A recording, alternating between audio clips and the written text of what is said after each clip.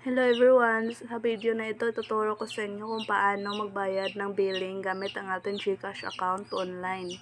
Para hindi na kailangan lumabas pa ng bahay at pumila doon sa office. So, first, maglagin kayo sa inyong GCash account. Tapos, dapat may laman yung GCash account nyo. Tapos, punta kayo sa bills. Kung anong plano nyo yung bayaran sa akin, like electricity bill,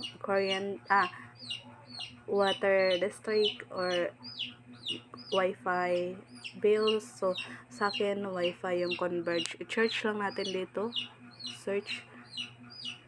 So wait lang natin. Tapos guys, i-prefer nyo yung bank account na pagsasendan nyo ng payment at saka yung Gmail na ginamit nyo doon at saka info, lahat ng information na ilalagay nyo at saka amount. Converge. Ayan, click natin yan. So, 988. Tapos, dito yung bank account. So, bank account. Balik tayo doon. Tapos, dito yung complete name ng nakaregister doon na name doon sa sa computer nila. Tapos i-copy paste lang natin tong Gmail na to. Copy. So ayan. Dapat check tong yes, I agree to pay 909 and get sensor bell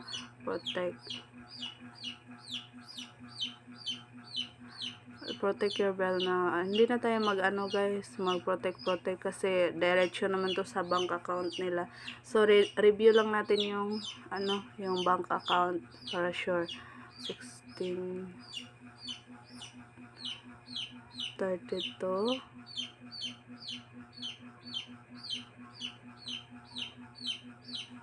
Let's maintain. So ayos na yan guys. Tapos pindutin natin tong next. Wait lang, kalkihin lang muna natin. 888 plus 100. Excuse me. Talagang sinisipon ako. So, ayan. Ayan yung i-review natin. Total amount. Ang service fee ay 10 pesos. Account number, yung name, Grace Pagayagida.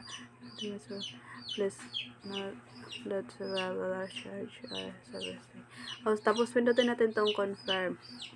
So ayun na guys, ganun lang kadali magbayad online. Kaya ano lang kayo, mag-ingat na sakto yung mga pagsisendan nyo ng mga